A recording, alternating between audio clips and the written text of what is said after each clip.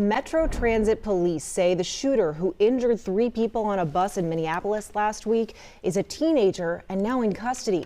They arrested the 17-year-old suspect Tuesday, 4 days after the shooting. 2 of the victims are still in the hospital. They are expected to survive. A 3rd victim is recovering at home, and police say surveillance cameras near the shooting at 36th and Penn Avenues North, they led them to that shooter. Another teen is in jail in connection to a separate shooting in Minneapolis. This took place near a park. Yesterday morning shooting happened around 2:30. This is near Theodore Wirth Park. Officers found a man shot several times who later died. Police are now trying to figure out if the 17-year-old arrested in this case is connected to other crimes. An update to an unexpected shooting at a Maplewood restaurant back in November. Police say the man that fired shots inside the Maple Grove Benihana is now behind bars. Officers arrested him Tuesday in Inver Grove Heights on a warrant. 1 person was hit inside the restaurant but is expected to be okay.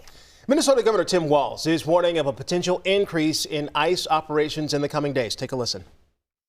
I would tell you, if I were a betting person, they will do it over these holiday seasons because it makes it especially cruel. City, state, and faith leaders joined the governor to highlight public safety issues they say are brought on by the federal immigration enforcement. They said a lack of coordination is creating chaos and danger for Minnesota communities and law enforcement. Some Minnesota Republicans have supported ICE's efforts. That includes Congressman Tom Emmer, who said, quote, violent offenders are off the streets of Minnesota thanks to ICE, and no thanks to failed Governor Tim Walz and Mayor Jacob Frey. Homeland Security says agents arrested more than 400 people in the first days of the operation, but ICE continues to face public pushback.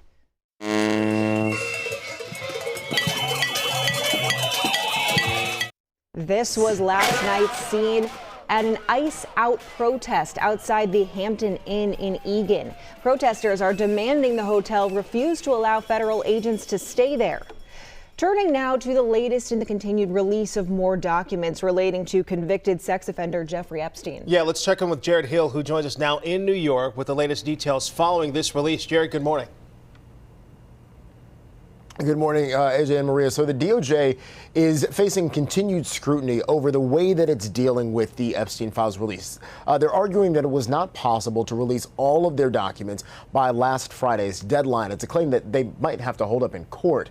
Meanwhile, the latest drop, though the largest so far, doesn't really shed much new light on Epstein's connections or his finances. The Department of Justice released tens of thousands of new Jeffrey Epstein files this week, some mentioning President Trump than a private citizen by name. There's this DOJ email that says Mr. Trump took more flights on Epstein's plane than previously known, at least 8 in the 90s. I actually threw him out of Mar-a-Lago. President Trump has said he had a falling out with Epstein years ago and maintains he had no knowledge of the well-connected convicted sex offender's crimes. What this whole thing is with Epstein is a way of trying to deflect from the tremendous success that the Republican Party has. The Justice Department defended President Trump in a social media post Tuesday, writing that the documents contained sensationalist claims about the president that are unfounded and false. Other emails show that federal agents asked for updates in contacting 10 potential co-conspirators, including Epstein's girlfriend, Ghislaine Maxwell, but most names are redacted. We are not going to quit until justice is done. Congressional Democrats and some Republicans have criticized the DOJ for not meeting the law's deadline to release all of the files with necessary redactions by last Friday. Jennifer Freeman, an attorney for some of Epstein's survivors, says they're raising concerns as well. They want the truth, and it's been very hard to get the truth. The DOJ says it still has hundreds of thousands of files to release. Lawmakers are threatening to take legal action to force them to speed up.